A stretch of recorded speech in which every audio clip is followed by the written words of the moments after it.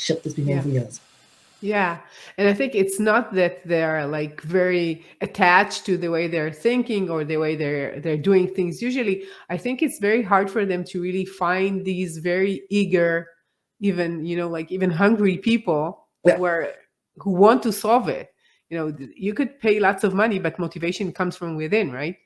So, Yes. I think there's something else going on, I figure, which is in reality, it's actually very, very, very hard to find the right engineers. What we found is the world teaches what we call hyper specialization, where the person who designs your software, like the algorithm that does the driving, is not the person who's able to design the hardware where that software sits, is sure. not the person who designs the mechanics.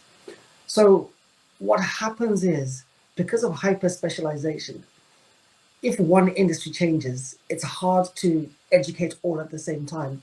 What we found a big advantage for us is most of our team can design from a pen and paper to circuit board to the software to the entire cycle. So this allows you to think in a way where you can solve problems in a different way because you know how it relates to other industries and what's happening next and so on. So when you're hyper specialized, it's just harder to see the full picture and be able to change this quickly because one change in the hardware world means all the software will stop working. I don't know if Right. that made any sense. I just maybe being a bit of a goofy there, but No, I totally yeah, understand. Like when you, I think when you're thinking very structured, like the way that you're thinking, like this is his position, this is his position, they're integrating this way. yes, It's like this is how you solve the problem of hardware and software and building things exactly. and circuits and all of that. But if you have someone who knows the high level and understand what is the path between the things, you could change much faster because you don't need to solve one and then two and three, one after the other. It makes sense. Sure. I suppose let's say for the benefit of your audience, I'll put this as simply as I can. So on a self-driving car, I know some of your audience are tech, so just for those not Right. tech, on on a robot, let's leave self-driving cars on a robot, to make it go forward and back. There is a little switch which is turning voltage up and down. They call these often potentiometers. This thing goes up and down. That's a hardware device. Then a software guy will build an artificial intelligence that robot go forward and back, forward and back. Then it's fine. Everything's working. The software makes the digital press up and down, up and down. Then someone else is like, let's add an indicator. So every time when I turn left, indicate on first. So now it goes forward, back. Oh, I'm turning, indicate. When you add an indicator, one thing's now happening that the hardware plus software might not know together.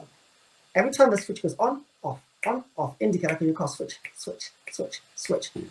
The voltage going up and down accelerator is changing a tiny bit when that switch is on, because the switch is on a tiny bit more power draw. So now you're getting an irregular, different reading for up and down, up and down. So what's going to end up happening is you have weird AI behavior. Like, no, but it was always working all the time. But you'd need someone else who's able to bring in a device and measure the voltage variance over time. That's what I mean by it's complex, because these are three different industries I've just mentioned. Right. So when you're hyper-focused, your AI guy might not know as much as the hardware guy, and the hardware guy might not know as much as the AI guy, and the two are scratching it. Do you see what I mean? And so that's why you need Yeah. multidisciplined experts who are very hard to find. I hope Yeah. that makes sense. Yeah. And they need to know how to collaborate Exactly. well. And when you're a small team, it's so much easier to collaborate and change the way that what you're doing and the processes than a huge, teams and levels and hierarchies. And then you like, Sure. that's the unit. And this manager says that he will do it this way. And this manager says, no, we're going to do it my way or No, for whatever. sure. I mean, so at the moment we're designing this 5-team structure. I haven't quite finished designing it. Yeah, 5-team structure where imagine a team of 5 software experts, but within their or team 4 software experts, but within their team is one hardware expert. So Mhm. they sit in their team, and in that team there's always a hardware guy and the software. There's always a software and the hardware guy, and then every week one of them changes with a design guy. So they're all kind of, it's like a revolving team that uses the sprint system is what we're designing, where there's Mhm. collaboration simply because it's always evolving. Like it's what happens in nature, right? There's always a something in AI, we call it a weight, something that causes change. And so one of that change is a team member switch, where with the four this week, oh, there's a hardware guy joining us, and they just do their thing, but they're in your team. Obviously, there's a design guy, so it forces them to, don't do that, because in hardware, maybe they'll help them take considerations. So these are Yeah. small things we're experimenting with, and so part of our structures.